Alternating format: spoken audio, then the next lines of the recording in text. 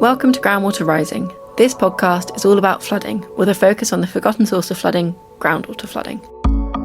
Groundwater flooding is the least understood, least monitored, and least reported on. It is often left out of the conversation, so we are a podcast dedicated to changing that.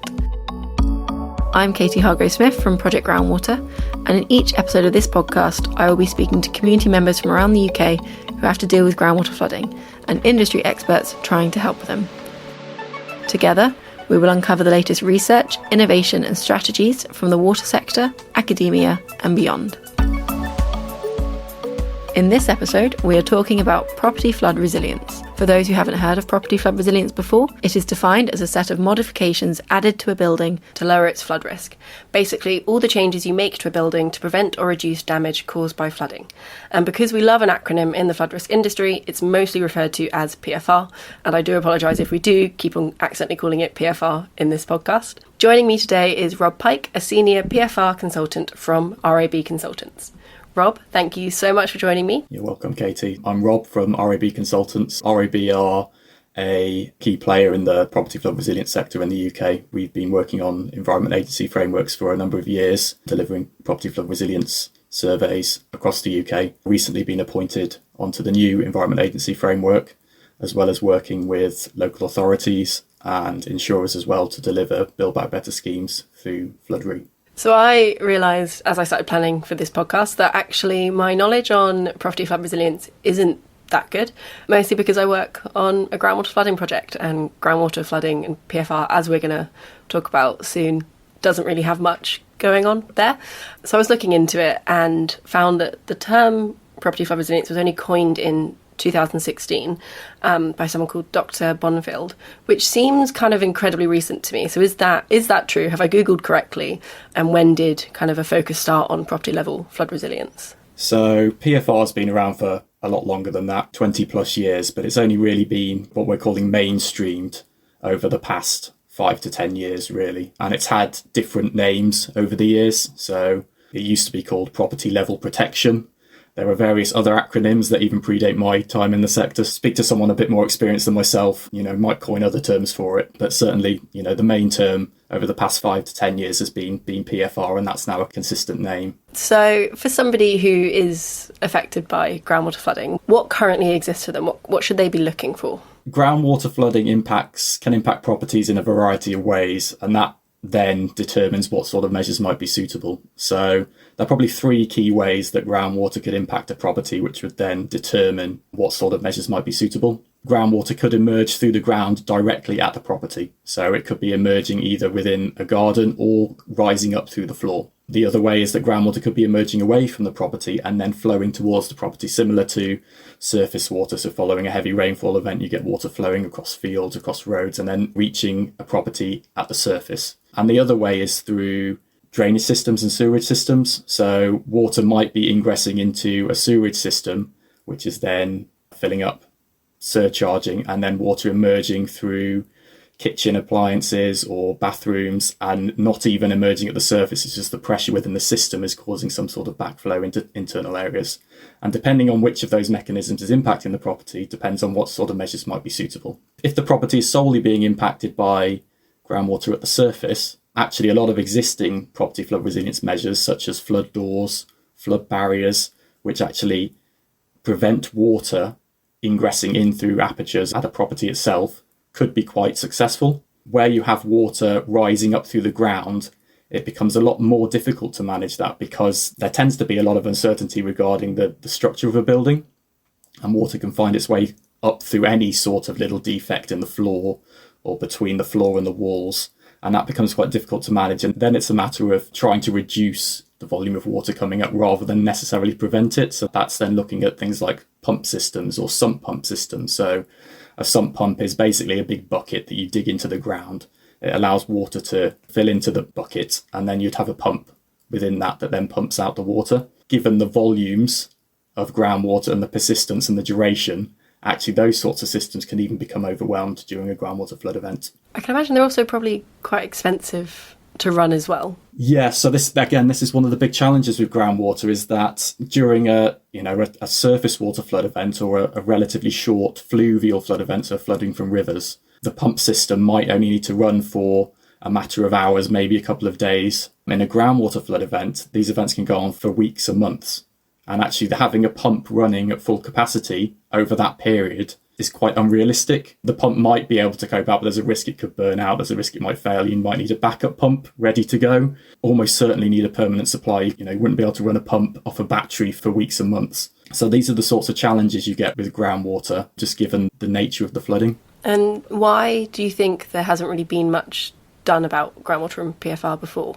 It's one of the forgotten flood risks, basically. So firstly, it's poorly understood. So people misunderstand where groundwater flooding's occurring, so they kind of mistake it for other sources of flooding. The other thing is the frequency of flooding and also its geographical spread. So it tends to be that groundwater floods or bad groundwater floods don't happen annually. They might only happen every 5 to 10 years. So they're seen as a lower priority compared with other sources of flooding, where you might get a surface water flood event happen every summer in some areas, or you get a fluvial flood happen in the larger catchments every winter with climate change. And the other thing is the geographical spread. So groundwater tends to be confined to certain areas of specific geology. That means that there's only certain and specific communities that are actually impacted by it. So surface water, fluvial flooding tends to happen on a broader basis and isn't so restricted by the geology of an area.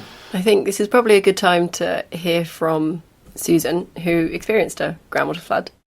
My name is Susan Young, and I'm speaking as a previous flood victim. My ground floor flat was flooded in 2014 as an indirect consequence of the Thames flooding, but the water that came into my ground floor flat was from the water table, which was pushed up by the amount of water that could not go anywhere else because there was nowhere for it to drain away. So it was groundwater flooding that affected your property?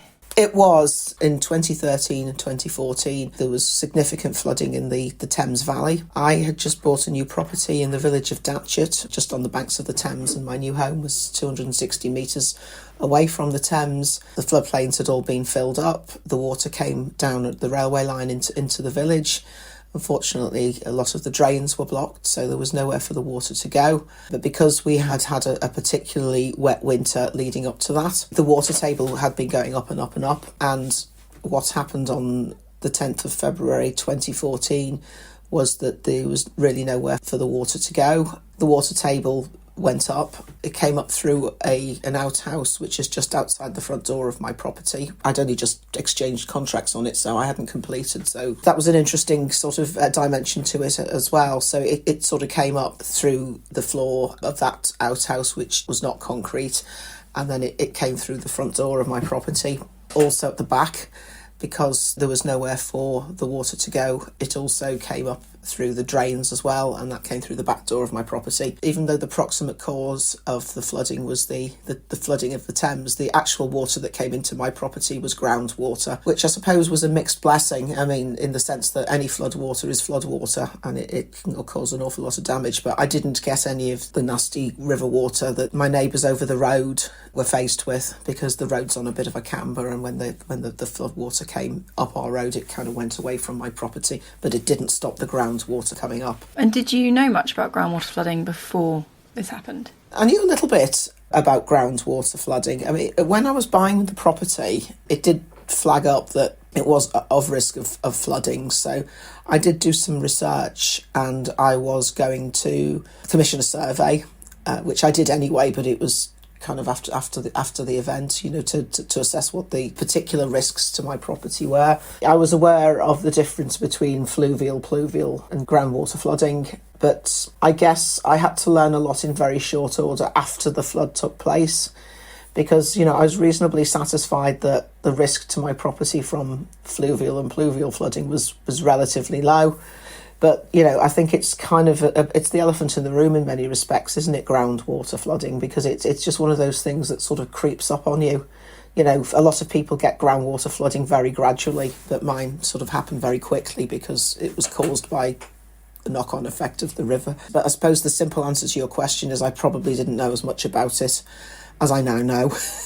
I remember certainly at the time, a lot of insurance policies, for example, did not cover groundwater flooding, particularly where it happened slowly Mine happened quickly. And also, in terms of mitigating the risk, you have to think a little bit more laterally. There's less that you can do to stop it coming into your property. Now, I've got concrete floors in mine, so it came through the doors and not up through the ground. But there are things that you can do, but a lot of people don't realise that it's perhaps not as easy to mitigate as, say, floodwater coming in from a river or because of flash flooding. And so, because you only just bought, you hadn't had time to put in any preparations for it? I turned up on the Monday to measure up for curtains and meet the estate agent to let me in, and that was the start of the day, and then the end of the day and throughout the week was bailing it out with submersible pumps. So my estate agent was enormously helpful. He went out and bought some submersible pumps for me. We had those going throughout the week. We already had about sort of 4 or 5 inches of groundwater throughout the flat. It's a flat, so I didn't have the option of living upstairs or anything like that, and I hadn't moved in, so none of my contents were damaged in any way. But pumps, I think, are the main way of getting the water out if it's come from groundwater. And so we were able to sort of stem the tide, if you will. But in terms of mitigating any future incursion of groundwater, if it were to come in, although I do have flood defences at the front and back of my property now, I do have quite a lot of... I've got the submersible pumps that I had from that day, but I've also got about another 4 or 5, including a very powerful puddle sucker, which can expel water very, very quickly through a very large pipe and through the window. It's the forgotten relative, isn't it, in causes of flooding. I learnt a lot in very short order, I think it's fair to say. And is it something you keep an eye on, the water table, now that you're aware that could be an issue for you? Yeah, well, yes. I mean, I've lived in Datchet now for 10 years, and after those 2014 floods, the Flood Action Group regrouped, if you will, and I volunteered to join it because the village wasn't really as well prepared as perhaps it could have been. We have a proper flood plan now, and the water table is monitored. So this year we've had a very wet winter as well in the southeast, the winter that's just gone. So the water table has been quite high, but we have a point at which we monitor it. But it has been something that we've been keeping an eye on. I mean, the village didn't flood in the way that it did in 2014, but it sort of creeps up on you. And if it's high already when you get a fluvial event, the two interact to give you fairly disastrous consequences. So yes, I'm on the parish council now, and I support our lead member for flooding as well. So we do try and keep on top of it as best we can, but we can't sort of stop the river from flooding. Or we can stem the tide if we get the flood defences. But a lot of flood risk management is about managing the consequences rather than managing the probability. And I understand all of this because I am an insurance and risk professional, and it's what I do in my day-to-day job. So I guess given my professional background, that kind of helped me in terms of putting in risk mitigation measures. Can you just take us through some of the things that you did post-flood to kind of protect against any future flooding? I mentioned the outhouse, the floors that aren't concrete. I installed 2 sump pumps in there, one as a backup for the other. What they will do is when the water table comes up, it dispels the water out down the path at a fair old lick. So I've got those. I've got a kite-marked flood door as well, so that's the second line of defence. So if those pumps failed, a door that's got the seals on it. When I had the property refurbished, which was part of the insurance claim, I had tiled floors put in, and also all of the architraves, doors and skirting boards are varnished. So if the water were to get in, that would limit the damage. My kitchen is solid wood. I have, as I mentioned earlier, about 5 or 6 internal pumps as well, including a very powerful puddle sucker. I've got toilet bungs for my toilet, and I've got a flood guard on the back of my door as well, one of those clip-on flood doors, in case anything comes up through the drains. Done a fair bit. I've got lots of sandbag substitutes as well. Yeah, I've done a fair bit, some of it as part of the insurance claim, and others, I had the repair and renew grant, which I put towards everything that I've done to make the property flood resistant. I've also and resilient. I've also got a personal flood plan and a grab box, and the community flood plan for the village as well. And my high-vis jacket, because obviously I would have a role to play in helping other people as well in the village. So quite a lot, and I keep on top of it. I sign up for all the flood warnings as well and the flood alerts. So forewarned is forearmed. So yeah, quite a lot. And so do you feel relatively confident now in the future? I feel reasonably confident. I mean, you can never extinguish the risk of anything completely, and flooding is certainly something that's not going to go away, is it? With climate change, we're hearing a lot about climate change at the moment. You can never extinguish the risk completely, but however, what I have got in place, I'm confident that, if we did have the perfect storm and it did happen again, I'd be much better placed to deal with it. If my flood resistant measures were to be compromised in any way, I think that what I've done internally would limit any damage. You never know until you know, do you? You really don't. I'll link to that video in the episode notes as well, like Mary's video. Can't not link to Mary when talking about flood resilience. It's just... No, she's well, when I did flood, I saw Mary on the TV and I reached out to her, found her email address and her website and everything, and I dropped her a line, and she wrote back to me straight away, and she was enormously helpful, just pointing me in the right direction of getting a flood survey and a good company to come in and do the flood resistance and resilience work. We've kept in touch. She uses me as one of her star case studies, and I'm always delighted to, because it's something I'm quite passionate about, because there's a lot of people that have to do for themselves, because there's, governments can only do so much, local authorities can only do so much. The Environment Agency they've come to speak to our village, and I've seen them, they get really panned by everybody, and it's not all their fault. They do the best they can with the limited resources they've got. But people have to take the responsibility for themselves, and I really believe in that. The first episode we did was on resilience, and we had someone from Oxford, and it was that you need that mix of, you need the agencies, you need them to know what they're doing, you need them to be able to step in, but you also need to just know yourself, what's the risk, what you can do. Of course. And then that's the sweet spot, the two coming together. Completely agree. So that was Susan. She was fantastic to speak to. She knew so much about property flood resilience, and the sheer list of things that she went through when I asked, what have you done? I don't think I was expecting that level, which is why Mary uses her so frequently as a case study. So what did you think, listening to that? Was anything that kind of stuck out to you from Susan? I think it's a really excellent case study from a PFR view, kind of following a bit of a hierarchical approach. How can you keep water away from the property initially? So she talked about things off building, things in her garden, pumps and sumps in her garden to try and keep water away from her property initially. She talked about measures she's got installed at the building itself. So she talked about the flood doors and flood barriers to try and keep water entering if it did reach her property. And then she talked about what's called recoverability measures. So that's if water did still get in, and PFR is, resistance measures at doorways such as flood doors and flood barriers aren't infallible. They can leak, they could fail if they're not maintained properly, or they're exceeded, the flood event overtops a barrier. If water still does get in, it's then thinking about how do you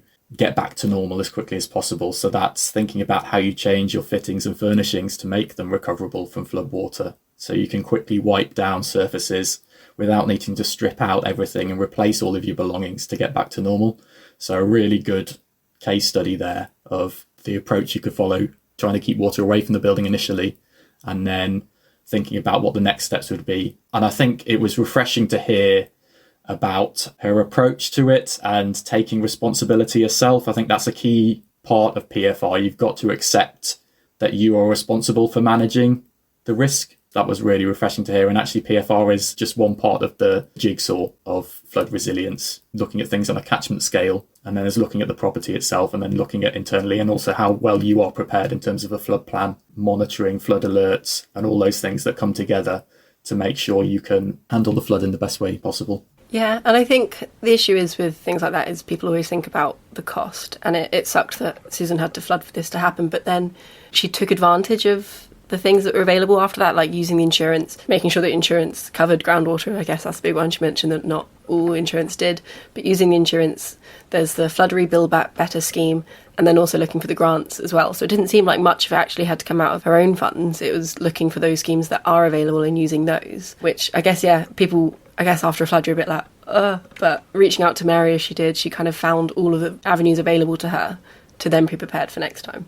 Yeah, and that's a key thing, really. Obviously, the Build Back Better scheme is great in allowing homeowners to increase their resilience as part of the recovery process. The flood grants are available. They unfortunately don't go as far as they probably need to in a lot of instances, but at least it's a starting point for a lot of homeowners to understand what their risk is and to start implementing measures to combat floods on subsequent occasions. And some of the things she mentioned weren't necessarily expensive. I know toilet bungs, that's the case you're talking about when sewer ingression, it starts kind of coming up through the pipes. A toilet bung, they're probably around £20, am I wrong? I don't know much about the cost of PFR. I think they're a little bit more than that, but yeah, probably that kind of ballpark. And you can also get measures which you install within the drains themselves. So non-return valves you can actually install within manholes to stop water backing up and even reaching the toilet in the first place, as long as you've got a manhole in a suitable location and it can't be bypassed, then that could help. I'm assuming you couldn't put in your own non-return valve. Would you need an expert to come and fit one of those? They can be fitted. Non-return valve, as long as your pipe work is the right size, can be fitted by a regular builder. They're quite easy to fit compared with other products. So yeah, one of the more simpler products to install, but you'd still look to get support from a relevant contractor or builder who can do the relevant health and safety when accessing manholes and inspection chambers and things like that. And of course, Susan's was a bit of a different story in that it's a mix of, I can't ever use the word lucky when it comes to flooding, but didn't have anything inside the house because it was bought 2 days prior. But also it was actually a very quick groundwater flood. So normally we talk about groundwater flooding being quite a slow rise, stays up, slow fall. But because hers was groundwater flooding through the river gravels and pushed up through river flooding, it was actually quite a quick one. So it potentially acted more like what we see with surface water and river flooding. And so that meant that those sorts of PFR would work in that situation. So a lot of what she mentioned is things that I guess quite common with those sorts of floodings. Yeah, exactly that. So where we're getting groundwater flooding in what we'd call superficial deposits near a river and the water table's in good continuity with levels in the river, the duration of those sorts of groundwater flood events is not as severe as it might be in a chalk catchment where the water table is persistently high over a number of weeks or months. So actually PFR is a viable solution in those situations because of the durations of flooding. You know, she mentioned a lot about having all of these pumps, both externally and internally. And I mentioned earlier in the podcast about one of the main issues being that pumps can't run for weeks and months. But actually in this situation where you do have groundwater flooding, which is occurring in combination with a fluvial flood, because the water table's rising, actually duration of flooding means that pumping could be a viable solution and hopefully will be for her in future floods. I also wanted to pick up on the point about the floor and the structure of the building, something we really haven't touched upon earlier. So she mentioned about having a solid concrete floor and she didn't have any issues with water rising through the floor. And this is one of the key challenges from a PFR perspective, is that you can install all the products you want around the outside of the building, flood doors or barriers, but if the structure of the building isn't capable of resisting water, you might still get ingress through walls and floors. So she mentioned that she hadn't had any issues with water coming up through the floor, which means it's probably tied in well with the walls and there's no gaps. And the issues we find is people might report they have a solid floor, but they still get water rising up through it. And that's because there's gaps where it might have been retrofitted into an older building and there's still gaps between the solid floor and the walls, or where there's gaps between different elements of the solid floor. And then preventing water rising up through that is very difficult. One of the areas the sector is moving more towards is thinking about how you almost waterproof the building. So there are a lot of systems which were originally developed for basements. So you can tank internal walls. The tanking is basically an internal or externally applied, almost like a cement or concrete that you apply to the wall that prevents water penetrating into the internal areas. And there are more modern systems which are called cavity membrane drainage systems. So you can fit these across internal floors and walls, and they intercept any water that rises through the floor structure or through the wall, and then send it into an integrated pump system and pump it out. So water would come through the wall and would come through the floor, but it's intercepted before it reaches your internal fixtures and fittings and is pumped out. So that's one of the solutions that could be viable, but there's so many uncertainties about what sort of structures are suitable, and it might be in several areas. These systems are great and in theory work really well, but they're not suitable for all types of building. And that's one of the key challenges as well. This might be completely wrong and a very awkward question, but I remember reading once in my original research into groundwater flooding when I first started working in flood risk, is that groundwater can actually lift concrete. The power of the water table and the force behind water when it starts to flood is that actually groundwater flooding could potentially lift and crack concrete. Is that true? Yeah, so that's exactly. So the forces, the upward pressure can damage structures, and especially during a long duration flood where you're getting that persistent pressure, that's something that we need to consider. If we're trying to propose that we're trying to keep water out of a building, actually, is it safe to do so? Is that the sensible solution? And it's something that's considered in PFR when we're looking at flooding above ground. So most measures these days are restricted to 600 millimetres or 60 centimetres above ground level or floor level if you've got a solid floor, for the exact reason that the weight of the water on the walls on a modern construction building, could become so severe that the wall could fail unless you've had a structural assessment completed that would approve that the building is capable of resisting greater water depths. And the same is true of groundwater, but the issue is you've not just got necessarily water on the external walls, it's the pressure of the water from beneath. So if you've got these systems in place which you're removing the water, but you're still getting that upward pressure, it could cause floors to fail, walls to fail. And obviously that's then a massive unintended consequence and potential cost. So we have to weigh up whether actually PFR, trying to keep water out of the property at least, is the best solution, or whether we go down a route where you allow water in, but you recover more quickly. So thinking about the recoverability interventions and similar things that were mentioned as part of the case study, flooring, skirting and kitchens. Everything feels really bleak with groundwater because, again, with that, like, living with water is, if it is coming up through your floors, do you just have to have a wet floor for 2 months? But moving on from the bleakness, maybe what are we looking at the moment when it comes to groundwater flooding in PFR? What's the ideas? Where are we hoping to go? Yeah, so it's a kind of building on some of the things we've already discussed. So we've talked about pump systems. It's understanding the limitations of pump systems, really. Can a pump system combat the weight of groundwater over a long period? You know, you've got persistent water rising through the ground. Actually, are you just fighting a losing battle by putting in a load of pumps? It's just going to keep coming. Ultimately, the pump fails and then you've still got to get water ingress, and you actually haven't achieved anything. You might have delayed it, but you still get water ingress in the end. So as part of the research, as part of Project Groundwater, we're looking to understand that in terms of limitations of pump systems. Are there opportunities to improve or enhance the existing type of systems that are available? It's also exploring, I mentioned about the cavity membrane systems and tanking. Are there opportunities that those sorts of systems are suitable for a more wide-ranging group of properties? There's significant disruption and cost installing those systems, but they could also be extremely effective. So those are the sorts of areas we're looking at. And in both scenarios, there's a need to pump water out. So it's then thinking about where you pump water to. And that's a challenge with all sorts of flooding when it comes to PFR. Where you're removing the water to, where you make sure you're not increasing risk to neighbours and people downstream of you. Those are the key areas we're focusing on for now. I suppose there are also the measures at ground level as well. So we touched upon earlier about flooding at the surface. So understanding the limitations of the existing PFR measures at surface level in terms of doors and barriers, and perhaps testing them for longer durations than maybe they've been tested previously to ensure that they are suitable for the types of impacts we see from groundwater floods. Great. And I think my final question, and this is purely just because I liked the name of it, a puddle sucker. Is that the official name for something? People call them puddle suckers or puddle pumps. Great little bit of kit, handheld pump, relatively lightweight, that will typically suck down to 1 or 2 millimetres. If you do have PFR installed, such as a flood door or flood barrier, those sorts of measures are designed to allow a little bit of leakage. You know, they might not always leak, but they're designed to allow a little bit of leakage. So having a little puddle pump or a puddle sucker behind the door means that any water that does come through, you can pump straight out and the rest of your property is dry. So yeah, great little bit of kit. Always recommend a puddle pump as part of any recommendations we put together for a property. Maybe not for groundwater if it's coming up, but it's just a great name. I just like the name of it. Great. So thank you, Rob, so much for joining me, and thank you again to Susan for coming and talking to me about her experience, and thank you for listening to Groundwater Rising. We're a new podcast looking to grow, so please hit the subscribe button on your podcast provider, leave us a review and tell your friends and colleagues about us. We've spoken a little bit about Flood Mary in this podcast. We'll be linking to her in the episode notes if you want to find out more. She's a fantastic expert on PFR. And if you have a topic you'd like us to focus on Groundwater Rising, or if you have a story that you'd love to share about your personal experience with groundwater flooding, please do email me, groundwaterrising@projectgroundwater.co.uk. That's all for now. We will be back on the last Thursday of next month with another episode of Groundwater Rising.